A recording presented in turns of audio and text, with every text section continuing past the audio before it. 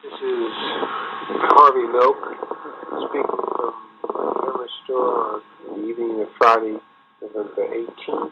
This is to be played only in the event of my death by assassination. I fully realize that a person who stands for what I stand for, an activist, gay activist, becomes the target or the potential target for somebody who is insecure, terrified, afraid, or very disturbed themselves. The 1970s were a transition period for the gay movement. But I will tell you that particularly during that time period, there was a lot of prejudice directed at people from all different walks of life, whether they were gay or a minority group of some kind. So it was, I think it was a tough time for lots of different types of people who were oppressed, I guess is probably the right answer to that. And those who were supposed to be protecting them stood idly by, watching and saying nothing. And in the center of it all stood Harvey Milk. Harvey Milk was a civil and human rights leader. He was the first openly gay elected official within the United States. He was born in 1930 to an immigrant family where both of his parents served in the Navy during World War I.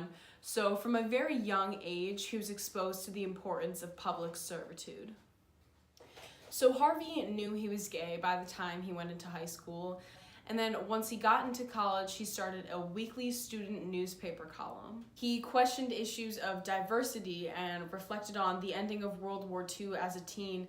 In the 60s and 70s, he became active in politics and advocacy, starting by protesting the Vietnam War. When he moved cross-country, he opened up a store on Castro Street in the hub of San Francisco's growing gay community. He established himself within city politics by running for Board of Supervisors in 1973, but unfortunately lost. In 1977, Harvey ran again for Board of Supervisors and won.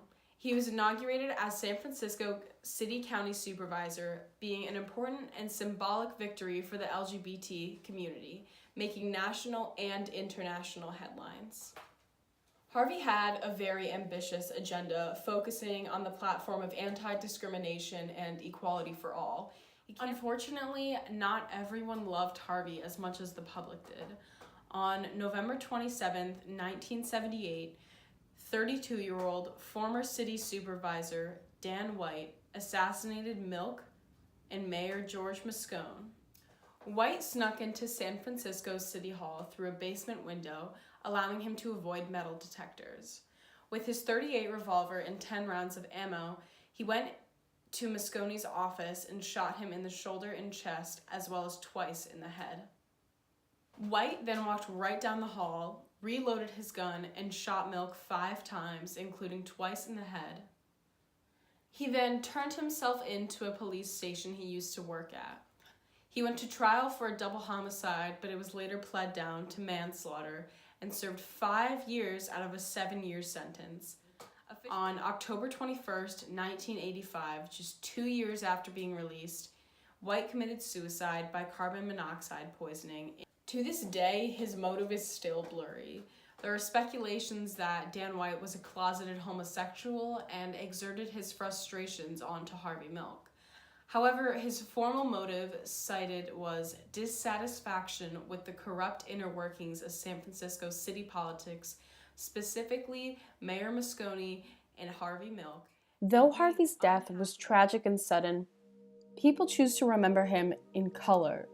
Harvey's assassination was a wake-up call to those who blindly denied the discrimination towards the LGBT community at the time. Harvey's death was a pivotal point in queer history, as it forced the public to realize the very real threat minorities faced at the time. He is not remembered for his death, rather his fulfilling life and all that he did for his community.